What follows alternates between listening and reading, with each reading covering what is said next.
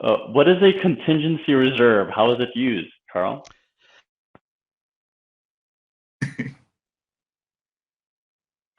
She froze there for a moment. Looks like.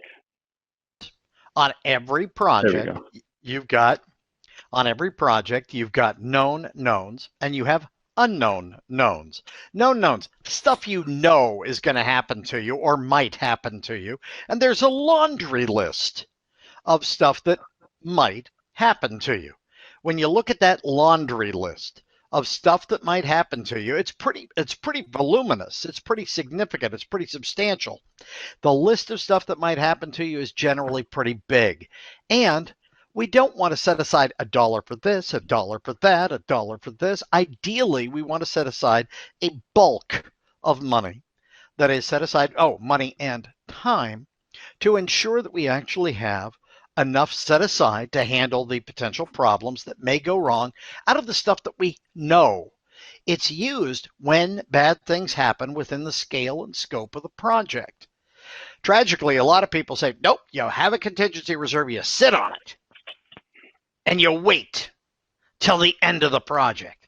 And then if you still need money, you dip into contingency reserve. Bad plan. A good plan is to simply take your contingency reserve and as bad things happen, as things go wrong, then you actually want to tap into it. You want to reach back and go, okay, something went wrong. We'll pay for it out of our contingencies. The reason you want to do it that way, it tracks. It gives you lessons learned. It gives you history. It lets you know what went wrong. And what we don't use it for is when the customer comes along and says, hey, I need a favor. I'm sorry, that's an incorrect response. We never do it to pay for favors. We use it only for the risks, the things that might go wrong on the project, for the risks that are realized.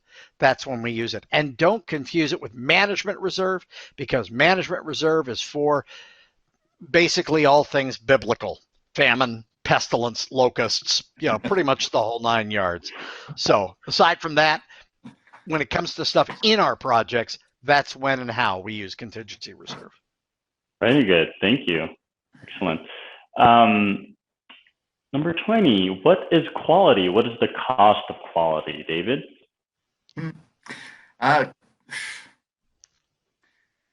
That's great. It's a really good question. I love it.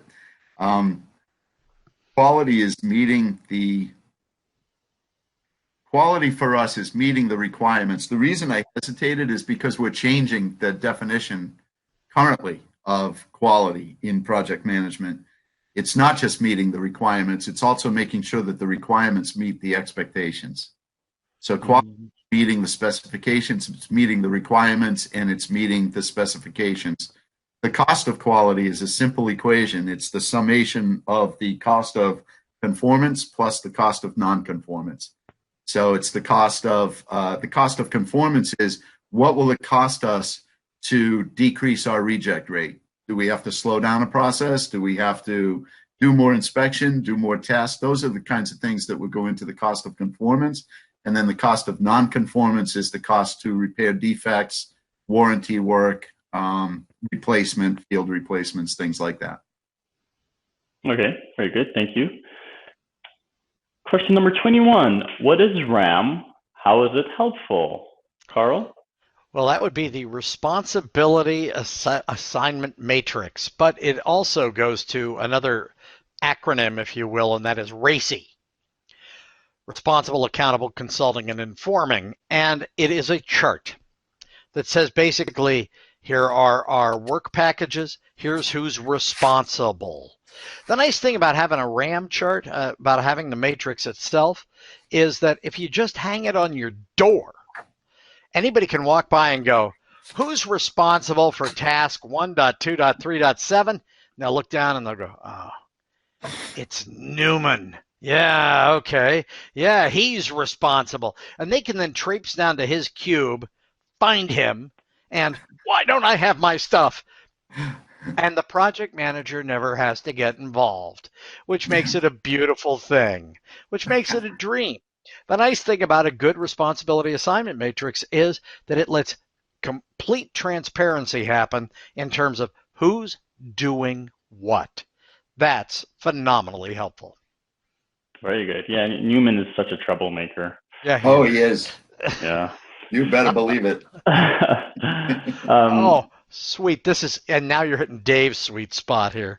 Excellent. So this has turned out very well then. So David, what is Salience model? Yeah, Salience model, it's usually done in the form of a Venn diagram. And so it's a tool that we use for stakeholder analysis.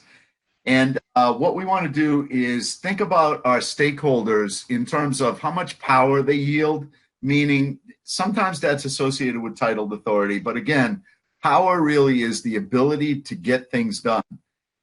In this case, we're talking about their ability to get things done by us.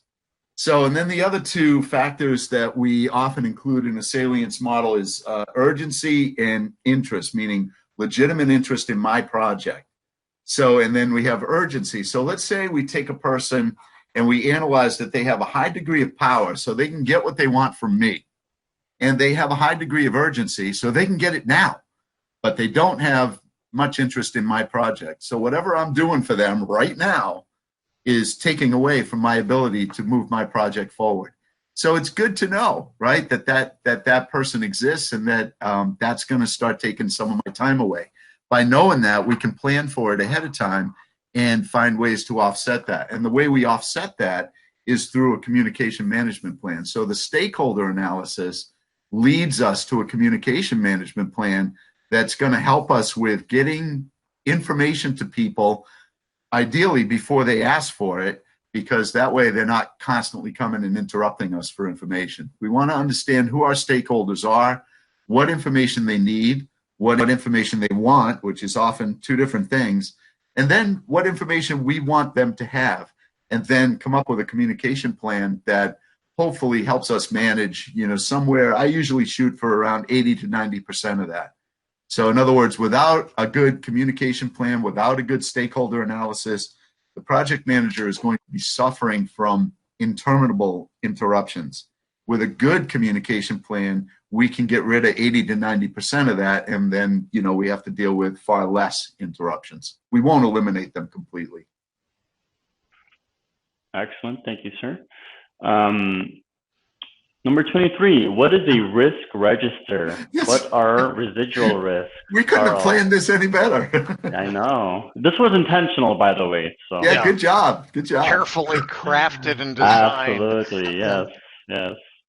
The risk register is kind of the library of risk information. And for every single risk identified, in a good risk register, you're going to have the event, its impact, and then you're going to have its probability and its relative impact, everything else. And because you have probability and impact, you can now get its priority as an individual risk.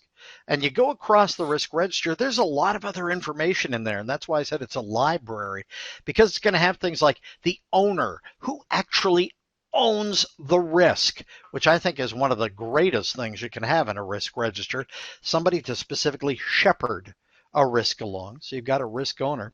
You've also got identified what response you intend to use for that particular risk, be it acceptance, avoidance, or mitigation. And again, mitigation, who owns that? Oh, that's the risk owner who's going to be doing whatever your mitigation strategy is.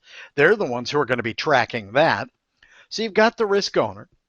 You've got the actual check back dates and so on, but you also have something that a lot of organizations ignore entirely. And this would be what I'd be looking for if I were interviewing somebody and talking about risk. Have they identified what they're going to do with the outcome? People implement strategies all the time and then never check back to see if they work. We know some things work. Seat belts work. Seat belts save lives. Airbags work, but with limitations. Airbags will kill small children. So, that's one of the things we've learned about airbags. And when it comes to outcome, we want to capture just that. What's the outcome? Did the strategy work as intended? That's the real point of having a risk register. And as for residual risk, just take the root word out of that, residue. It's the leftovers. It's the goo at the bottom of the pot. It's what's left over in terms of the risks that we didn't do anything to address. And there are plenty of risks that we will never address on a project. But we also need to know they're still out there. They're lurking. They may come across. You never know when it's going to happen. So we need to acknowledge residual risk. But while we're acknowledging residual risk, we really want to be somewhat cautious in that if we spend all of our time focused on residual risk, we're probably going to lose sight of the stuff that's genuinely most important in our risk register. Thank you, sir. Thank you, sir. We're in the home stretch here.